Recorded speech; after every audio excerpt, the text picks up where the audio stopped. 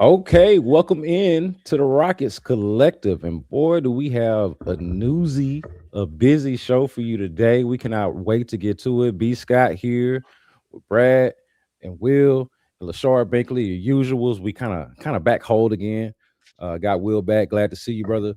But before we get into it, we got a lot of news to react to. Of course, James Harden was traded just moments before we hit record, just moments before we started. So we're gonna get into all of that in just a moment. But before we do that, I want to tell you about Prize Picks. Can I tell you about Prize Picks? We lost Will. We We lost lost our Will in There right we go. right. We got that's why you have multiple displays. Actually, no, we got Yeah, Will back. I was gonna say We're right good. when we was finna get All to right, the we're good. nitty gritty. All right, so while we try to figure out if we for sure got Will or if we sure I'm got back. all I'm of back. us, I'm back. in the meantime, let me tell you about Prospects real quick. It's the best place to win cash while watching sports, and the app is really easy to use. To make a lineup, all you have to do is pick more or less on a few player stats. You can play prize picks in over 40 states, including Texas and California. And best of all, prize picks will give you $50 in lineups when you play your first $5 lineup. So that means win or lose, you'll get 50 bucks in lineups. We're almost to the trade deadline, almost to the all-star break. There is no reason for you not to be using prize picks at this point. All you got to do at this point is use promo code Rockets and download the app now. Prize picks, where it's good to be right. All right, y'all. Let's get to it, man. A franchise icon, a Rockets franchise icon that is, and one of the greatest players of all time has been traded. James Harden. James Harden, 5 teams in 5 years now. It's actually kind of wild to me that a player of this caliber, an all-time great like this, could be on so many teams in such a short amount of time.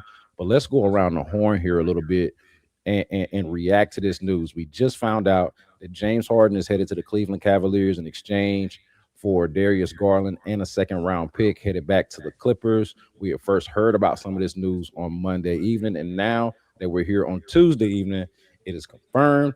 Looks like this is going to happen. So let's go around the horn.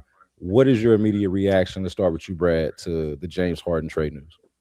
Before I even talk about the trade itself, I'm curious to hear what y'all thought about James Harden even coming to Houston in the first place, because it was a thought. That was what we were going to talk about today. So in my spiel, I was going to say if it did happen, depending on the price, of course, I wouldn't have been upset with it. I know the Rockets weren't going to make a move. Trade Fred obviously has a no trade clause. It was unrealistic, but it was funny to see all the conversations going on Twitter. Seeing it was either a hell no or a please, like let him come back to the fan base or to the Rockets. So yeah, I'll talk about the Clippers trade though. I believe it was a solid return. You get Darius Garland. You take that every day of the week. Mobley is going to be really good now. I mean, he's obviously a good player, but with James Harden, he's definitely going to be cooking. So that's a good move for Cleveland. I'm curious to see what they do though going forward. I see they're trying to get Giannis.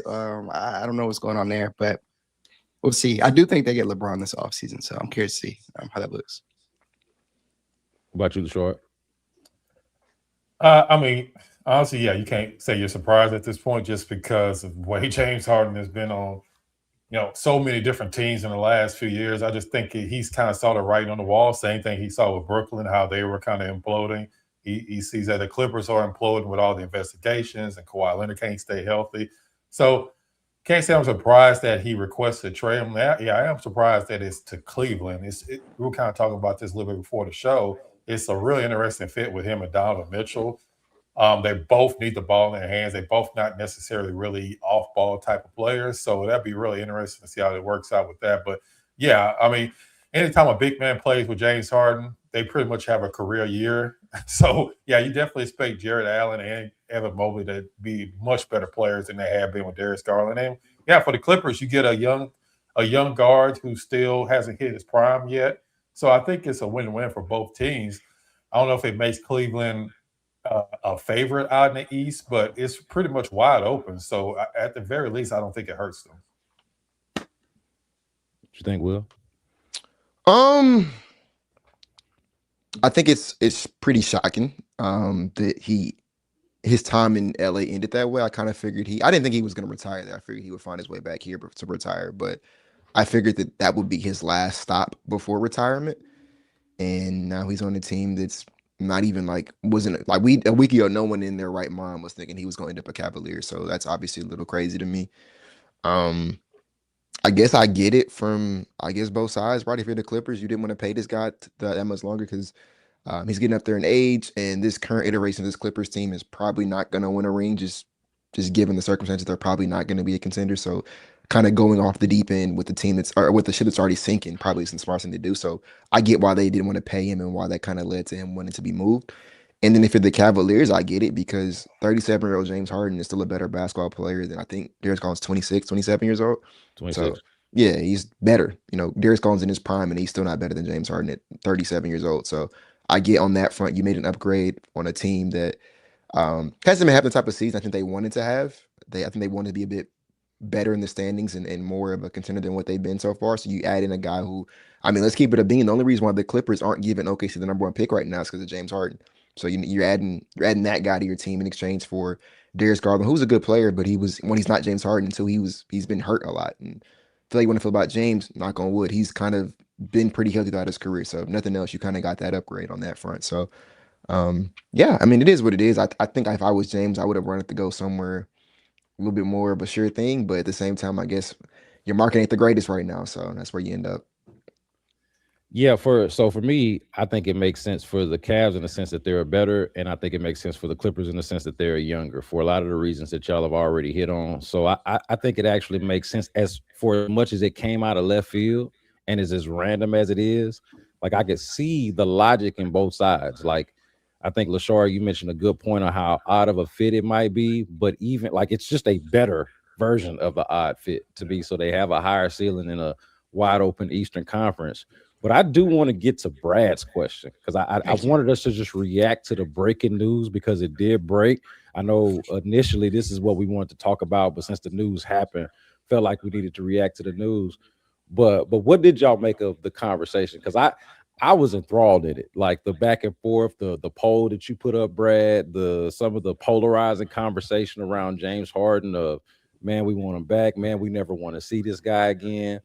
And I'll just say for me off top, I could have made sense out of this. Now, we already acknowledged that there was no way that this was ever going to happen. It's not realistic. You'd likely have to part ways with Fred VanVleet, who has a de facto no trade clause, on top of the fact that they are not inclined to trade him anyway. So acknowledging that reality, it was kind of just a fantasy to begin with. But if you just go down the logical trail, I can see this working. I can see this to Will saying more of a sure thing. I feel like the Rockets or a little bit more of a sure thing than the Cavs, even with their shortcomings. I think he addresses all of that. So let's go around the horn on how y'all think if we lived in an alternate universe, what it would have looked like for, or if you would have even, what your appetite would have been for a James Harden trade back to Houston or reunion with Houston. Start with you, Brad. Yeah. Because you asked the question and I never got your opinion on it. Never heard you say nothing on it on social media. Man, look, I woke up at 5 a.m. today and saw the news, and I couldn't even go back to sleep. I was like, damn, I was thinking about it. I was like, Harden in Houston, but it's obviously unrealistic, as you mentioned, and we all know. But I can't help but think about how good of a fit it actually is, and I understand why people don't want him. He quit on the team. And I understand what happened in 2021 and 2020 and in the end of 2020. But yeah, this team just needs a facilitator, and he would really work well with the guys. And obviously, Kevin, him and Kevin looked really good together in Brooklyn. They would have won a chip if Kyrie didn't get hurt or James didn't have half a hamstring in that series. So yeah, that fit works. And then with Sengun, he's going to make Sengun a lot better as well.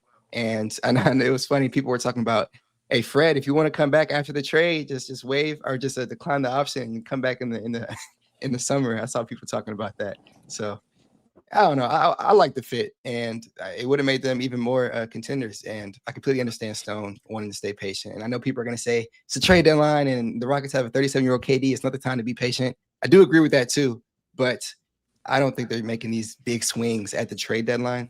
And we'll talk about that in the show, of course. But I just think Stone is stagnant in these times. So I didn't think it was going to happen regardless. Lashar, you did a good job of articulating how far-fetched the idea was, I think, on social media, just in terms of how strapped the Rockets are and just how committed they are to Fred VanVleet. So I'm interested in what you got to say about it. Yeah, I mean, like you said, in an alternate universe where salary caps don't matter, I mean, sure. But at the same time, whether you like it or not, MA has a certain player that he likes. and James Harden is not that player. I mean, whether it's right or wrong, that's just kind of when we saw this back when. I mean, I know he said that he wanted James to go to a team that was more ready to win. I know that was kind of the line that was put out there, but at the end of the day, I just don't think that him and James are on the same wavelength, if that makes sense. But kind of going back to just the whole salary cap part of it, yeah, I know a lot of people want the Rockets to make this trade, but they are really up against it when it comes to the salary cap. They just don't have the means to really go after any type of major players just because of the contract that they gave to Fred VanVleet. Fred VanVleet didn't waive his implied no trade clause. So now you're kind of stuck to where if he wants to go somewhere, and from what everybody's saying, what he's been saying, he really likes Houston. He doesn't want to leave Houston.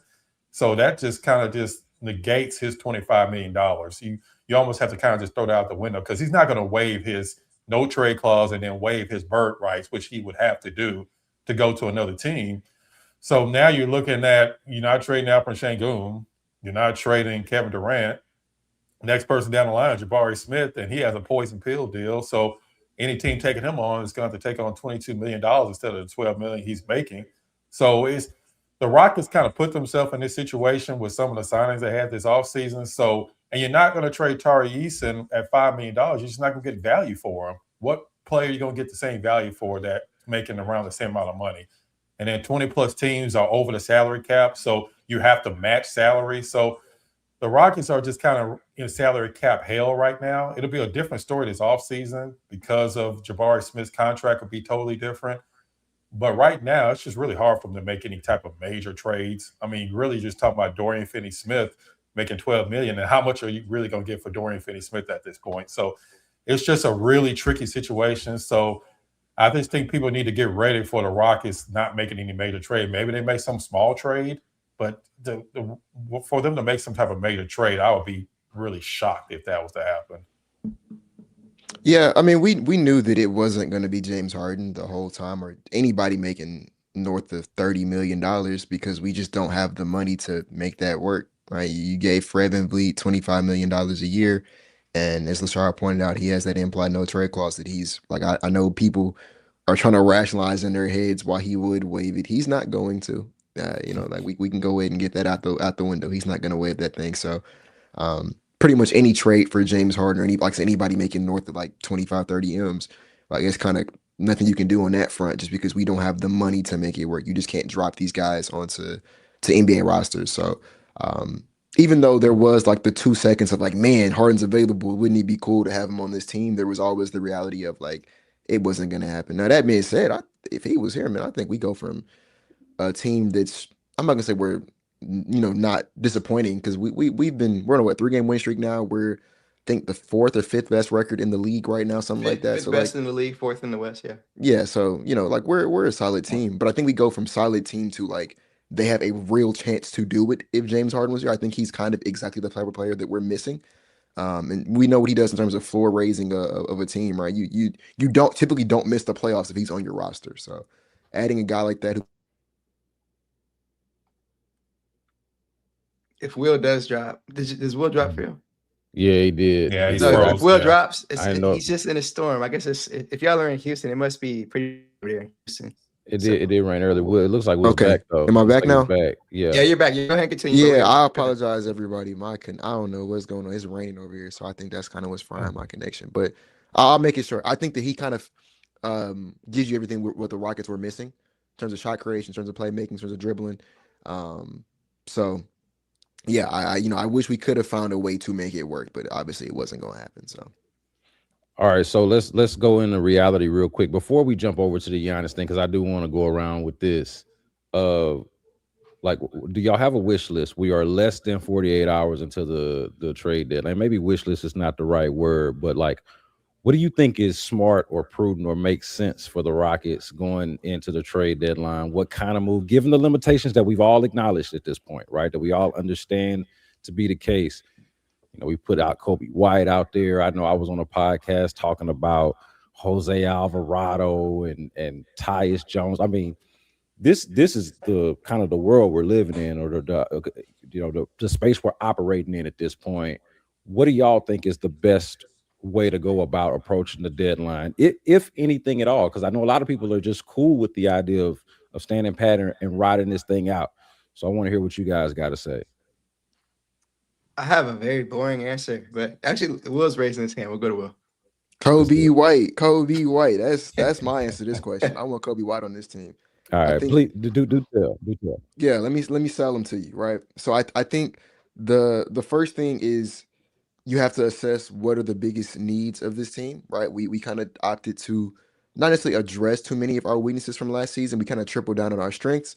But the same weeks we had last season are kind of the same weeks we had this season. And then I think the guys that we brought in to reinforce our strengths from last season either have not done that, or in the case of like Steven Adams, he's just down for the season. Fred VanVleet was a guy who was super important for us, and now he's not even there. So like a team that was already struggling with ball handling, with 3-point shooting, pull up 3-point shooting, volume, all that good stuff, right? We lost probably our best pull up 3-point shooter. Even probably he was our best pull up 3-point shooter, our best ball handler. And now you're kind of up with a roster that has a bunch of like wings, right? Like I love Amin Thompson, but he's kind of more of a wing than a guard right now, right? I think Reach is probably the only like quote unquote guard that we normally play.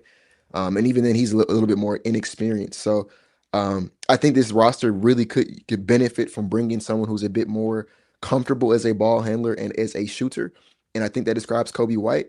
I think Kobe White is not quite as good as his box score. He's about 19 points per game, what 59 true shooting, I want to say right now. I think last season he was 20 on 60 true shooting, which kind of screams like borderline all-star kind of guy. And I don't think he's that good.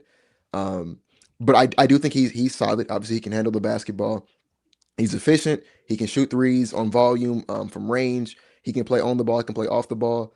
And then the fact that he is an expiring contract, and thanks to all the trades the Bulls made today, he's probably going to be even more of a we need to get this guy going kind of thing, because they got a bunch of guards today. They traded for Anthony Simons, Jay Ivey, and like Mike Conley's there for the time being, but it's looking like he's going to get bought out or rerouted. But for the time being, they have those guys. And they still have Jay Knight. They still have what's the Josh Giddey. They still got I Iowa get this more. Dosunmu. They still Yeah. got Kobe White. They still got Trey Jones. It's a bunch of guards, and then like they lost their big depth. You know what I'm saying? So if that's the case, you're going to want to probably thin the herd out at the guard spot, just so you can get the guys you actually do want to keep on your team moving forward, like guard minutes. And so I think he becomes even more expendable beyond the fact that he's an expiring contract. So I think the real like upside of it is that what it would cost to get him is not going to be much at all for what you're going to be hopefully receiving on the other end. I think you wouldn't be giving him much at all. And so yeah, I that is my argument for why I think Kobe White makes the most sense here. Really quick before Bashar or I go, I'm curious to see when you acquire a Kobe White, where do you insert him into He's starting. the Rockets? You want to start him? He's starting. Yes, we don't have not that many. Like I said, how many guys on this roster can you say can dribble and shoot? One, not a maybe lot. two, Not a lot. maybe two. You know what I'm saying? Like it would be Dribble and Reed. shoot well. yeah, it would be Reed. maybe two He's guys. Not, it would be Reed, but he's inexperienced and inconsistent. Reed would be my answer, but Yeah. those obvious pitfalls are there. So Yeah. So I mean, Yeah. I think that he's someone who, like I said, obviously I think he's a starting caliber player, and he comes in and he addresses some of our weaknesses. And I think he can, like, if nothing else, he can play on and off the ball. So now if you still want to have Sengun be more of that playmaking hub, the quote unquote point guard of this team, like Kobe White can catch and shoot. He can relocate. Like he's a movement shooter. He shoots. I'm not gonna say from Curry range, but like go look at some of the threes Kobe White shoots. He shoots from distance. He's a defense has to respect him from real range. That's another thing too. Like we have a lot of guys who shoot good from three. We don't have a lot of guys. Well, I say we have a lot of guys. We have like Tari shoots good from three. Teams don't guard Tari like he shoots good from three. Teams don't guard Jabari. Teams guard Reed, even though Reed's not shooting that well. But like some of our, like Josh Okogie is someone who I don't know what he's shooting from three right now, but there was a point in time this season where I think he was like pushing 40% from three. He still is. He still is. Yeah. for Okay. sure. So he's a Still 40% close. 3-point shooter. He don't get guarded like one. You know what I'm saying? So like, even though doesn't. he's shooting that well, they don't. And so like, I think people gotta really recognize when we talk about like spacing, it's not the 3-point percentage. It's how much a defense respects you. And Kobe White gets guarded. He's not someone who defense are just letting shoot open threes all game. So I think it also just addresses the spacing issue on and off the ball. So yeah, I'm all the way in. yeah. Which Bashar, what you got? Yeah, or I B want to. I Scott? want to hear. No, I want to hear from Lashard too, man. Because I would just say on Will's point, I think that he is a better fit option for any of the other guys that they've had at that fifth starter role, right? Like maybe not a pound for pound better player or higher upside than whoever it is that you like most, whether it's Reed Shepard or Steven Adams or whatever. But I think to Will's point, he is the best fit option if it was doable, if it was something they could pull off. I feel like he would be the best fit option in the starting lineup out of anybody they had. Even though I'm not desperate to go get Kobe White, just to be clear about it, I do see the vision. What you think, Lashard?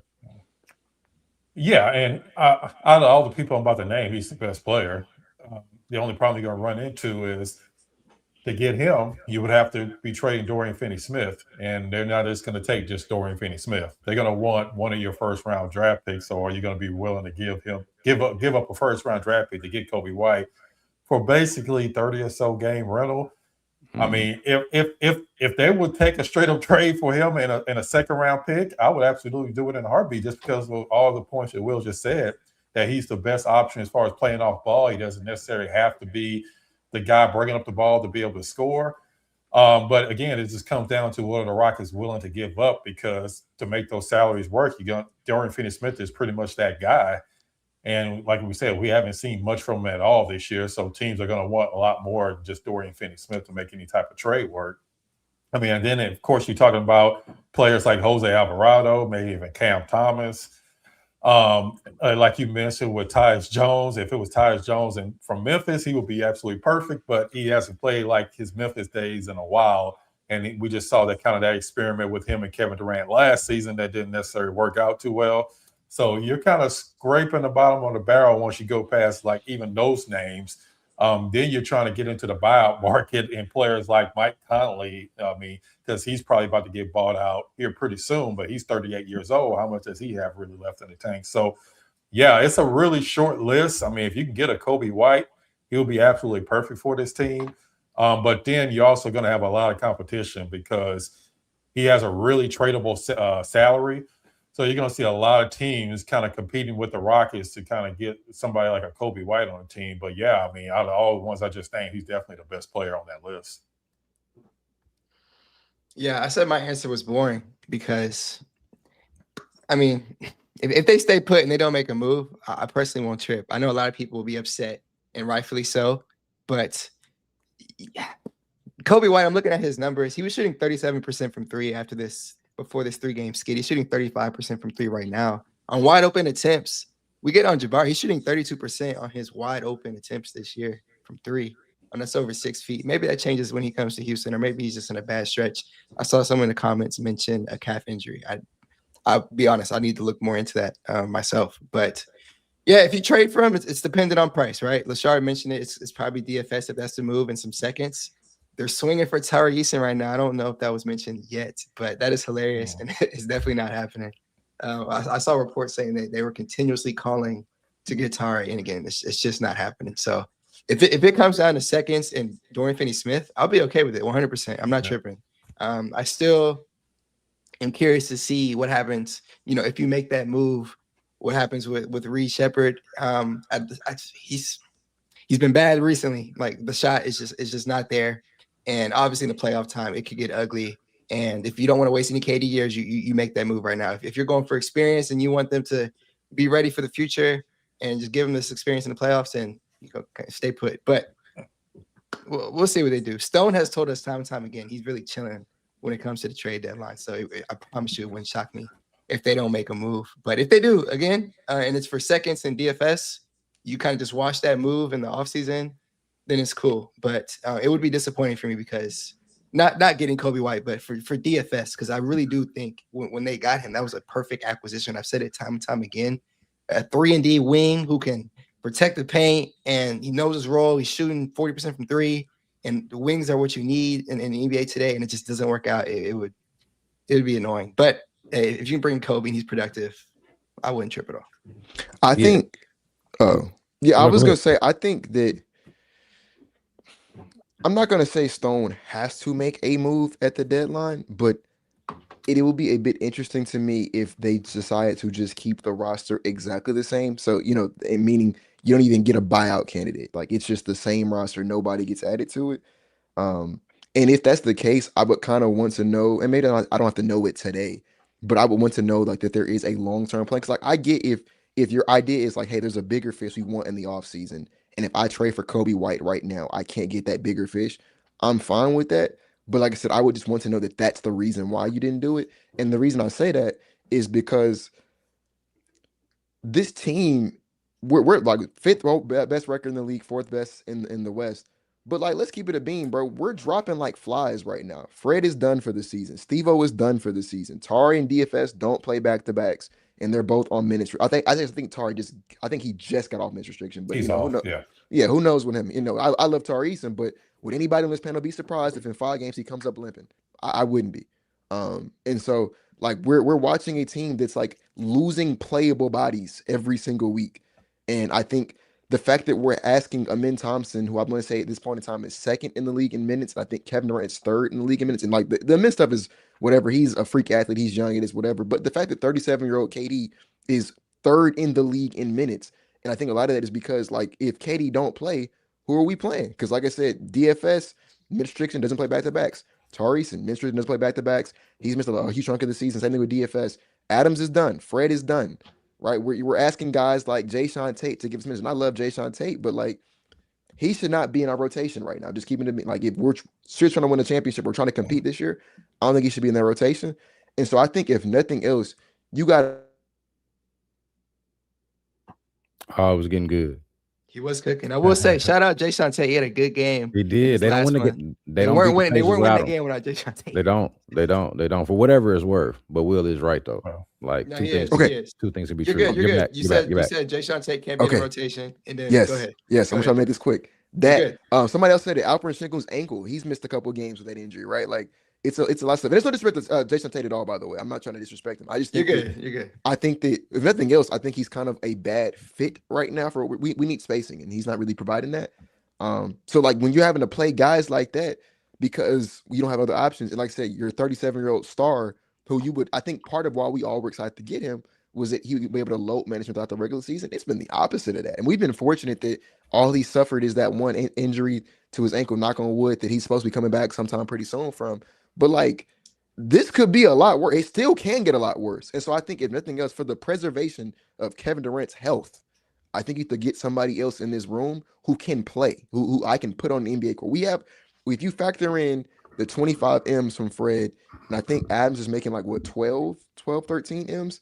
That's almost $30 million in just unusable players, which is absurd. Like that's crazy to say out loud. There's $30 million on his roster just sitting on the bench every game.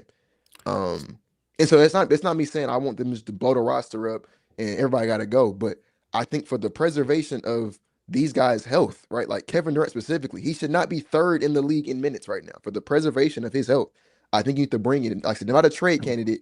Go get me somebody on the buyout market. Go get me somebody who who's going to get rerouted at the trade deadline. Like somebody who can play. Because like I said, we're out here we're playing guys into the ground right now, man, and we're dropping like flies. We're dropping like flies right now. I think it's a real good point because one of the in the midst of a victory the other night or last night against the Pacers, and Alperen Sengun cooked and Jay Sean Tate did his thing, was a big part of why they won. But man, I couldn't help but feel a way watching that fourth quarter or even after the game, and like Reed Shepherd played, I think not even a whole minute of the fourth quarter. I don't think. I don't think he did. Like it was. I think he was literally only in for that next to last possession or whatever, and came in there and came in for like offense only. 8 seconds. But when you look back and Reed Shepherd plays 8 seconds in a game where Kevin Durant is not available to you, and instead you've got, so in this case you got Jay Sean Tate playing critical minutes, clutch minutes for you. There was a couple of games ago where Jay Sean Tate was the first man off the bench, and I don't think that was just a straight up. I'm trying to remember if that was one of those back to backs, because I know they kind of do that sometimes. But Reed Shepherd was available. He was also on the bench. So whatever it was, it shouldn't have factored into that. So like that to me is kind of an indictment on. It's not anybody's fault, but it's an indictment on where they are as a roster right now in terms of how it's constructed and who's left over. kind of speaking to the point. So, yeah, man. I mean, I could be sold on it now. The part that you mentioned though about, hey, like if we want to, do you want a bigger fish over the summer, and could this hurt you? Could this hurt you in trying to get somebody else over the summer? I think that's something worth considering, and also kind of how it just affects future roster construction. So I am curious about that. But as far as like helping them right now, helping their chances right now, I would be in total support of it. So, but with that being said, though, if there's nothing else on that, I do think we can move on to this Giannis conversation. And I'm curious on how y'all want to attack it. Y'all want to talk about the news as it currently is, right? Because we got Minnesota and Miami look like they're the front runners for Giannis, but we also got a feeling that maybe Giannis doesn't get moved at all, and maybe it becomes a summer sweepstakes type of thing. Maybe the Rockets get involved in the summer. I'm curious on how y'all feel about all of that. We talked about the appetite for Harden coming back earlier. What's the appetite for a Giannis acquisition? Not just your own personally, but how you feel like how you feel like the Rockets might be interested in that, if at all. I'll say this, and I'll only speak to the Rockets on the Giannis discussion, even though again, it's not likely that it's not going to happen, but it is a big topic in the Rockets community. You know, people are trying to flip Sengun and whatever it takes for Giannis. And I just wanted to say this. You know, I understand Sengun will never be at the level Giannis is right now, right? But I'm rocking with Alperen Sengun, right? He's obviously not been himself since that ankle injury at the beginning of the year. He had a great game in his last one against Indiana. He still needs to make free throws, but great game. 39, 16, and 5 is absurd. And he showed you why you can't just single cover him. But I'm rocking with him.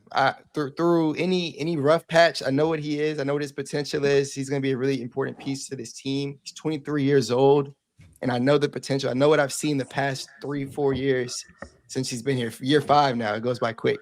Yeah, I'm rocking with Alperen Sengun. And that's the only way a Giannis trade is really even a discussion, because we're not trading him in Thompson.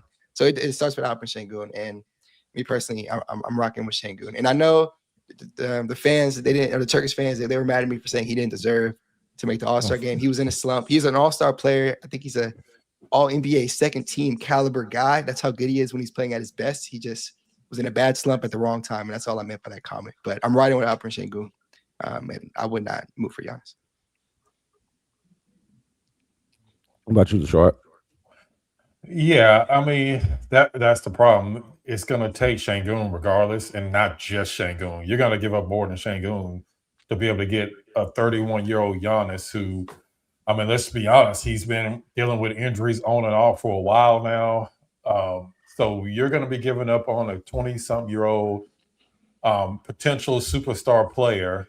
For of course, Giannis is a better player right now, and like Brad said, Sengun may never get to the levels of Giannis. Giannis is one of the greatest players of all time. So, but he's still 30 plus years old, dealing with a lot of injuries. You're gonna have to give up multiple players to make it work. You're gonna have to give up multiple draft picks to make it work. So at this point, why would you go through all that to bring in the Giannis who you may get a few more years? Just from hearing Giannis talk, he seems like the type of person that has no problem retiring early. Like he doesn't seem like a person who's going to be playing till he's 40 years old. I just don't see that happen. He doesn't even like being in the United States. So I can see him. I wouldn't be surprised if he retires at 34 years old and just goes and lives his life off in Greece somewhere and never looks back. So you're taking a lot of chances trading away one of your best players who's just entering his prime. He hasn't got to his prime yet, and multiple draft picks for a guy that you don't even know if he's going to be able to stay healthy and if he's even going to, how long he's going to continue to play. So you factor all that in. Yeah, I just don't see how it makes much sense to try to go trade for Giannis. And I don't see Giannis getting traded right now just because Milwaukee figures to themselves, we'll have a lot more suitors in the offseason. So why would we try to force a trade now and not get exactly what we want? So I just think there's a lot of, hot air at this point as far as Giannis getting traded. But, who knows these days with the NBA? Nobody thought James Harden's going to get traded to the Cavaliers. So heck, at this point, who really knows who's going to get traded? But, yeah, if I'm the Rockets, I would be really cautious about trying to trade for somebody like Giannis. What you got, Will? Will's making that facial expression. What's he got? Oh, I thought I disconnected again. That's why I was Oh doing no, you're that. good. Mm-mm, You no, good. you Yeah, good. You my good. my connection has been tweaking because Lashard froze. I'm not gonna say I am all the way out on a Giannis trade, but I am about as close to being out as you can be, because I think as everybody's already illustrated, the only way to really get it done is to trade Alper and Sengun for Giannis. And I'm a pretty big Sengun fan, but not just because I'm a fan of his. He's on my favorite team. I think he's actually very good at basketball. I think he's one of the most important players. I think he has not even scratched the surface. I agree. I agree. Well, when he comes back, he's going to continue cooking. But yeah, he has not scratched the surface of how good he is going to be. He's going to continue to get better. So I mean, I 100% agree with that. All right, I want to let Will get back, and I'm hoping he does, because I am gonna stand out on the island as to be the one to go rogue and advocate for this insanity of trading for The Giannis. At the very least, of having the conversation, Right. right? Yeah, And I think that's that they not are, crazy. and I think they are having the conversation, to be Oh clear. And if yeah, they they definitely arrive, are. if they arrive to where you guys are, I'll be good with it. But I want to let Will finish before Okay. I before I be the Also, lone ranger. I sincerely apologize to the You listeners. good, man. It's all Like I good. said, it is storming over here. But what was I? Oh yeah, I think Sengun is like he hasn't scratched the potential, the surface of his potential yet, right? Um, and so yeah, I think trade letting go of him is a little bit kind of iffy to me. But the biggest reason why is because, like, I mean, we can be honest, Sengun's like there's probably about like 75% chance, if not greater, that he'll never be as good as Giannis. Giannis is a top 30, 35 player of all time, like comfortably. Like the odds that you have a player who gets that good is pretty like slim to none. Generational talent for sure. So like it's not the argument to me isn't is Giannis better than Sengun or will Sengun be as good as Giannis? Like obviously Giannis is better than Sengun and he will probably always be better than Sengun. That's probably not something that's going to change anytime soon. Um, the problem for me is if you're trading Giannis for Sengun for Giannis, number one, who plays center? And I know fans really think that like you can just put Giannis at the five. He don't want to play the five. That's number one. I think he really can't, because I mean, if you look at, I think there's a misconception about the way Giannis plays basketball. One of the reasons why him and Damian Lillard didn't work that well, he doesn't screen. Like that's Giannis doesn't screen. So like I don't know too many centers, championship caliber centers that don't screen, you know. So he doesn't want to play center. He can't play center. He was at his best next to Brook Lopez, who was a actual center who spaced the floor for him, who also anchored that defense for them. Um, I don't think that's a coincidence. So if you're trading Alper and Shingo for Giannis, what's your answer at center? Because I think center is also one of those positions where you kind of, I think you can kind of get away with having a mid tier like shooting guard or maybe like a small forward. I don't think you get away with having a mid center. I think you kind of have to have a solid guy down there to really make it work. And it's because it's pretty rare to have a good center, and Shingo's one of them. So who's playing center? The other thing too is like we don't have spacing, right? Like that's one of the biggest issues right now. In um Giannis thrives in space. That's kind of like what he does. He drives, collapses the defense, kicks out. If you don't kick out, he's scoring. If you don't collapse on him, he's scoring. Well, if he comes here, the defense is just going to stay home, and there are guys who can't hit open threes to make open threes, which we don't do. Um, and so it's like I think if your grand plan is just trade Shingun for Giannis, win NBA championship, I don't think that gets it done. I think you would need to then make some subsequent moves after trading for Giannis. And if you can outline to me what those plans are and within reason, and like it actually has to be changed. Like you can't tell me we're gonna like I've seen people talk about Jalen Smith and stuff like that. Like, no, I'm not hearing Jalen Smith is putting us over the top. So like if you gotta outline to me what those moves are that are realistic and actually put us in that conversation. And then yeah, I can maybe be on board with it. But at that point, once again, you're probably talking about a completely separate roster. You're probably talking about burning through every single draft pick on this team, every single young player on this team to like completely overhaul the entire. Because, like I said, you're probably going to overhaul the damn near the entire roster to make that work. And at that point, I think the question should then become: is it smarter to overhaul the entire roster behind a 2 to 3 year window behind Giannis Antetokounmpo, who like great player, but let's keep it a bean. He's coming down with some injuries. Like he don't got much longer. Um, or is it smarter to use those assets to address the weaknesses of this team and strengthen them? And I'll land my plane by saying I think the Indiana Pacers this last season kind of showed the NBA world that you don't need overwhelming star power to be successful.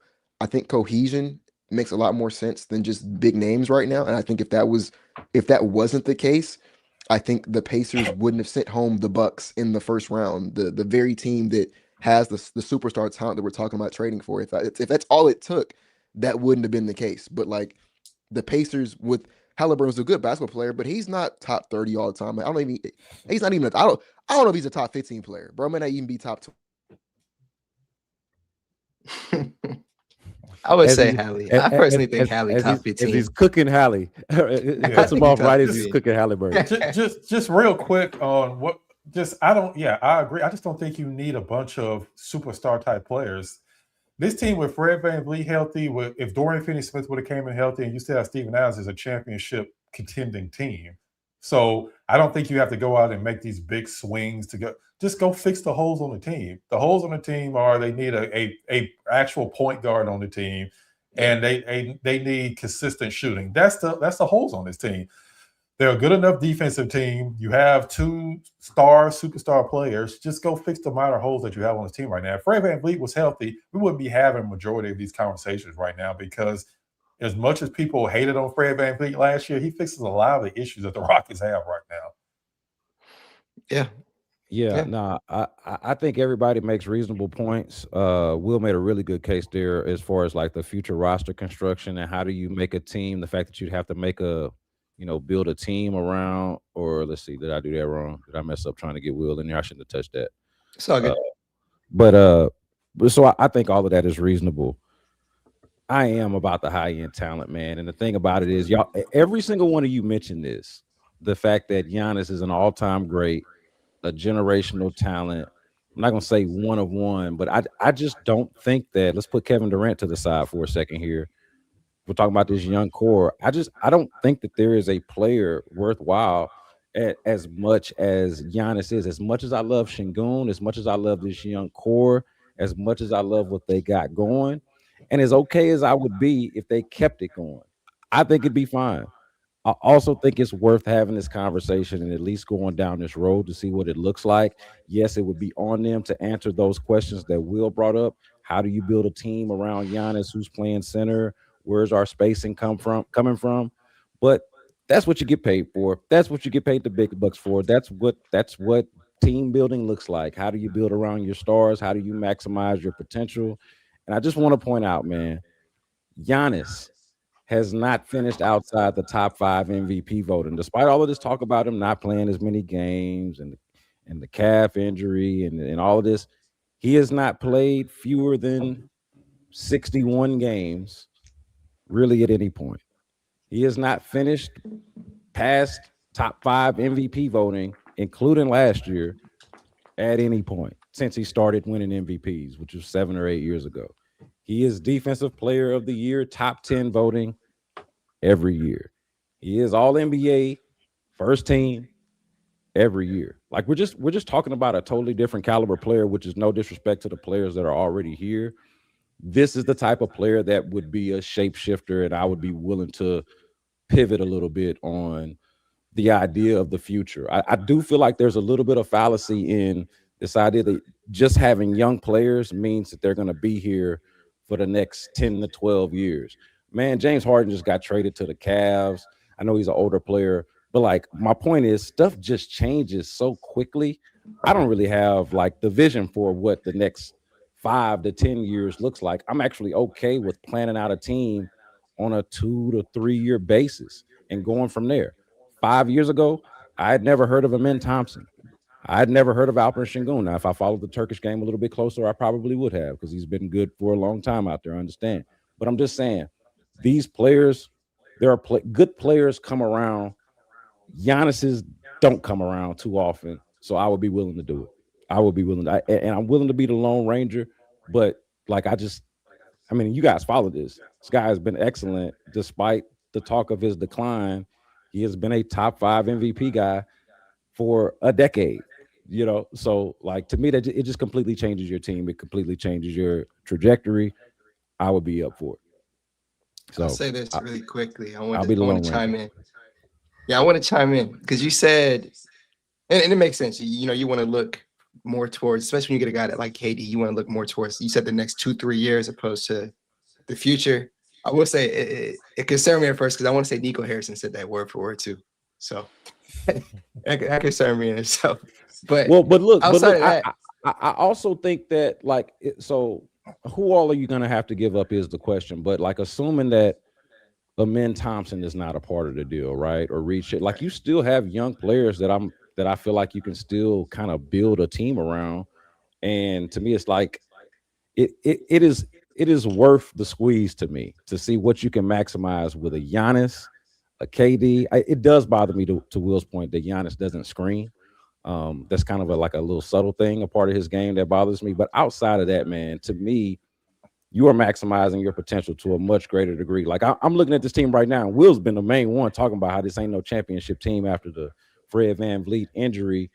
Look, they're better with Fred VanVleet, but I'm just not sure what the ceiling is on this team just with the core that they have.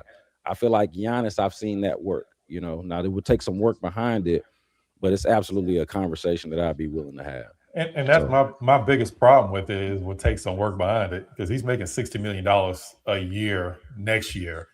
So you're gonna have to give up multiple players to bring him in, multiple draft picks. And we've seen so many of these big trades that don't work, and you pretty much mortgage your future. And now what happens when Giannis is gone in a couple seasons or decides he wants to retire? Now you're stuck because Kevin Durant's gone. You traded away Alperen Sengun. You probably have to trade away Jabari Smith at the very least. And I know people are not fans of Jabari Smith, but that's still your front court depth. And you don't even know what the situation is going to be with Tari Eason. He may not even be here next season. So now you're really starting bare bones, trying to figure out what you're going to do. And that's my only thing is it's not necessarily Giannis is the problem. It's more what do you have to give up to bring him over? Because at the very least, you got to match salary. So you're giving up multiple players. And you may have to even include Reed Shepard in that for them to even want to trade Giannis. So that's my whole thing is what is left over once you do make a trade for Giannis. I'm gonna try to say this before my internet cooks me again, but I think the Bucks are going to ask for the farm in any Giannis Antetokounmpo trade, and rightfully so. He's the best player in their franchise's history. He's been their best player, their franchise player for the last decade. Yeah, a little over a decade. 2013 draft, so a little over a decade. Like I said, he's going to go down as a top 30, 35 player of all time. And I might be selling him short in saying that. Like, there's an argument he's like top 25, top 20 ever. Like, he's that good. So, like, they're going to ask for the house, the moon, and the stars for him, and they're going to be right in doing so. And so, like, it's not going to be Alperen Sengun and a first round pick. It's going to be Alperen Sengun, somebody else from this team, and like 4 or 5, maybe even 6 first. Like, and that sounds ridiculous, but that's what it's going to cost. Like, that's what Giannis is about to go for. I don't think he gets traded on Thursday, but when he gets traded this offseason and nothing else, you'll see that package is not going to be cheap. I mean, James Harden went for 8 first round picks, and that was James Harden. So, like, you can imagine Giannis Antetokounmpo what he would go for in this type of example. And so the reason why that's problematic for me is, like I said, you were then not left over with much else to then make the subsequent moves to make that roster work. Like I said, because you're giving up pretty much all of your valuable young pieces, you're giving up all your valuable picks. What do you then flip to then go out there and get a center, to go out there and get the spacing, to go out there and get a point guard? We don't even got a point guard right now. Like, what do you do to get all those things to go out there and win a championship? And like I said, if you could outline to me, okay, we make this what we're going to trade for Giannis, and then this is what we get after we get Giannis to go out there and address those concerns, I could be with it. Like, because my thing is I want to win a championship. I don't really care who's on the roster. I want to win. So, like, I'd be with it. But my thing is, like, I don't know if that will be able to be possible. But I know for a fact I can retool, because it's not like this roster sucks. Like, it's some problems with it. You can address the problems. And then now I'm like, all right, look, I have better roster construction. I can go out there and really compete. We're a bit healthier. We can compete now, as opposed to saying I have to like design an entirely new roster. And the last thing I'll say too is I would maybe be willing to like undergo that question period if I wasn't signing up for a 2 to 3 year window with Giannis. The second you get Giannis, you, like I said, you have him for about 2, maybe 3 years. Because like I said, he's 31 years old. So it's only a matter of time before he starts kind of telling off from old age. Another thing too is like the guy has got his knee scoped already. Like, you know what I'm saying? He's getting the lower body injuries. And like, I don't know if y'all know, but like when you get up there in age, especially for those taller, you know what I'm saying, 7-foot guys, them lower body injuries start taking away your career. And so I'm not saying I hope he gets hurt. I'm not saying he will be, but like that's something you have to be cognizant of. That if you trade for him, you're not going like I don't think Giannis plays to 37 like KD. I don't think he does. And so you gotta think about it like that. You get him, your window isn't all right. We got him, and then we can figure it out once we get him. No, you need to know what you want to do the day that you get him. You need to know it that day because the window to compete is the same day you get him. Yeah, so that's all I gotta say on it. I think you gotta be a bit cognizant of that when talking about trading for Giannis. I was gonna say the last thing. Giannis, B. Scott brought up a good point. If I looked at it, he's been top 3 MVP candidate right for the past like 7 years, averaging around like 31, 10, and 6 on real efficiency, right? He's obviously one of the best players we've ever seen. Only thing that was concerning me playoff wise, but he did miss 2 of the last 3 playoffs. He missed games 3 years ago that really cost him in that Miami series. And then he just, I want to see outright miss the playoffs in 2024.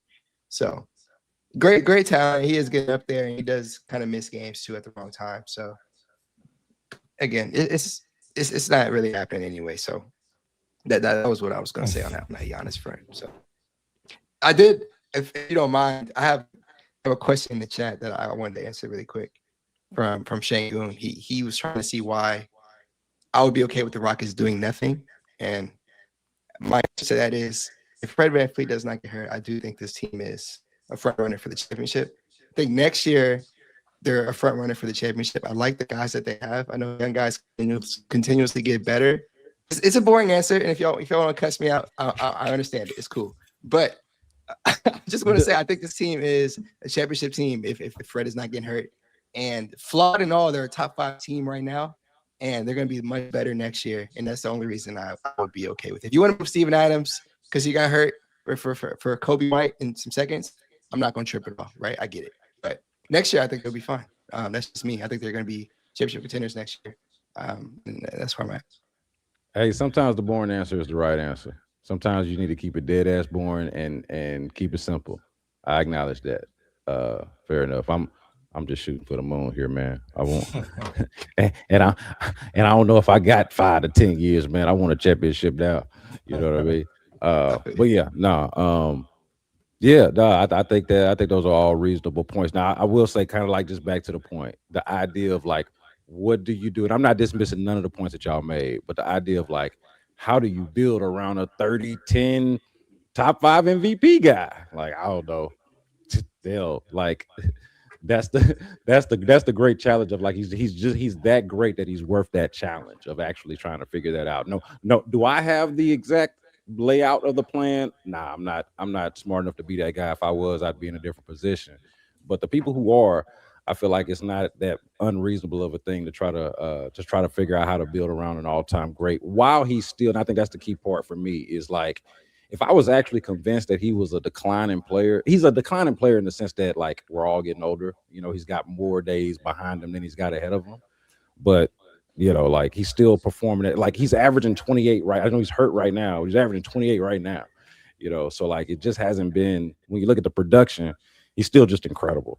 So but I don't think that I would agree with the point that like this team as built is something that you can reasonably believe in if you insert Fred VanVleet or figure out your point guard situation and what have you. So all that's reasonable. Do we want to spend the last 5 minutes answering questions, or do we want to react to last night's? We got so much news today that yesterday's game feels like forever ago, but Sengun did cook. I think it's worth like acknowledging. We haven't talked about his performance last night, but my man's cooked against the Pacers. They needed him to. KD was out. They didn't, they didn't get anything from Reed Shepard. I think a couple of us were hoping you get a little bit more from Reed Shepard in a KD-less game. Didn't matter because Sengun saved the day. Jayshawn Tate came through to save the day. So I don't know if y'all want to go around the horn about Sengun and the Stay Ready crew, or if y'all want to answer questions in the chat. Kind of up to y'all. We got like 5 minutes left. I think we can answer questions. I think most people watch the game. So, fair enough. Yeah, good game from Sengun. That's all I got here. Yeah. Fair enough. All right, y'all throw some questions in the chat and I'll display them on the screen, whatever y'all got. I want us to get Missy from New Orleans. Solid young player. New Orleans probably isn't giving him up. He's a really good piece. And if y'all see any questions y'all like, Kobe White 20-piece in the third quarter. Today? Are they That's playing what today? they're saying. Let He me has go he's to 20 his- points, 58 TS, man. Kobe Please White bring him audition. home, man. Please bring him home. Kobe Yeah, he's White got audition. right now. Yeah. We've got Yeah. no more nice as what if we target Clay? Let me find Clay that. is real quick. Clay is washed. I'm sorry. Yeah, I don't that doesn't I mean the You don't shooting have. is appealing, So do but you guys yeah. know what Clay is shooting on from 3 this year? I'm curious to see if y'all know. Is it I'm sure it's a 34? career low. Sure, it's a It's career actually low. better than I thought. 38% on 8 attempts. Oh. So it's not Klay Thompson, Wow. but his true shooting Yeah. percentage is 53.5, which is pitiful. Shooting And 41% on his 2-point attempts. And his defense is nowhere near where it used to be. Just Yeah. the few games I've watched him this season, he's definitely the injuries have taken a toll on him for sure. Yeah. Catch and shoot, he's shooting 37% this year. So he's just not the same player. Yeah. Somebody did mention Andre Drummond. I don't know about what y'all feel about did him. see He's that. making around I would $5 take million Andre a Drummond. year. Yeah, I'd be fine with that. But a Really good heavy rebounder. rebounding team. Yeah. Mhm. Let's crash the boards. I take almost anybody that'll crash the boards. I'm kind of weird in that way, like a good Yeah. rebounder. Are y'all cool with closing out the year with Capella? No. I just don't think they want to play him that much. Even with Steven Adams out, he's still only playing around. Sometimes he's playing less than 10 minutes a game. I just don't see him as a full-time backup. He's not getting enough minutes. I don't think think he can handle that amount of minutes. So that's my biggest problem with going with him for the rest of the year. I really do think they need to go find somebody else that can play more minutes, because if not, you're going to be depending even more on Sengun, who's already dealing with his own injuries right now.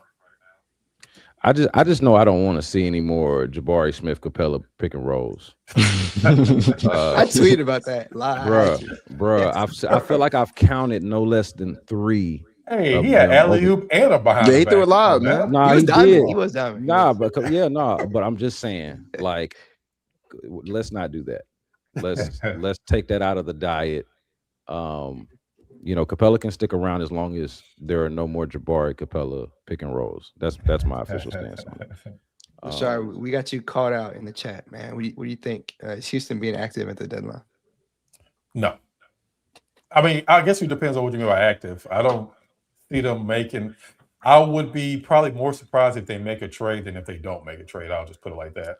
They're more likely to do something in a buyout market than they are as far as doing anything with a trade. But hey, maybe I'm wrong. Like I said, I'm not an insider or anything, but just my feeling is that's just kind of going to be the case. I'll be down for Grimes. Cap. I'll be down for Grimes. I don't know how much money he makes. Around $8 million a year, $8-9 million. Okay. Yeah. Quentin Grimes, bring him home. Houston kid. This Houston guys seem like great fits. Fleming, all of them guys. Yeah, no doubt. Before we get out of here, to co-sign the LaShort, like pretty much all the tea leaves. I know all of us follow everything. There has been nothing to indicate like they would throw us off completely if they did certainly something wild by the deadline. But I think that's a pretty good way to put it. Of would be more surprised if they did something than if they didn't. So just want to kind of reiterate that if we just hyped up the trade deadline, but I think the Rockets are going to have the same team on Friday that they do today. Yeah, and just real quick though, the trades that usually happen are ones you don't hear about. So fair enough. I guess you can take that and see what happens. All right, y'all. Well, it looks like I don't know. We've had a few people that if just 30 seconds, people have mentioned that they prefer Ayo DeSumo. I know Will made the case for Kobe White, made a really good case for him. Are there like other guards for the Bulls that y'all would be interested in above Kobe? Like I would go Kobe White. Like I wouldn't. Ayo DeSumo does not interest me. None of their other guards interest me. Not at least not as much as Kobe White would. So I don't know how y'all feel about that. I'll say this really quick. I didn't know he was shooting 45% from 3 on 4 attempts. That's crazy. Is that true? I'm looking at it right now. He's shooting 40 on 4 attempts. Okay. All right. Yeah. Fair enough. But again, it's unrealistic. So I'll leave it at that. All right, y'all. Well, that is the Rockets Collective. We are at this thing for an hour, so we'll wrap it up here. We appreciate everybody that has joined in. Had about 80-something people here at the end of it. So much appreciate. Make sure you check out Brad on Will Show. Also Rockets Fuel with Lashard Bankley. The B Block Podcast and Sports Radio 610. Will made a face. Did I say it wrong again? No, I no, said no, it no, no. wrong. My fault. I'm so Okay. bad at I making said faces. I I just said saw it. I something. said it wrong Last time you last said week. that. So I was Last time like, you said no. no. Did I F it up saw again? something and I was just like, I reacted to it. And I reacted my face. So no, that was not you. I bet. Well, it's always fun when we get the Rockets Collective together. We appreciate y'all for joining in with us. Make sure y'all catch us around this time next week. And we'll see y'all soon, man. All right, later.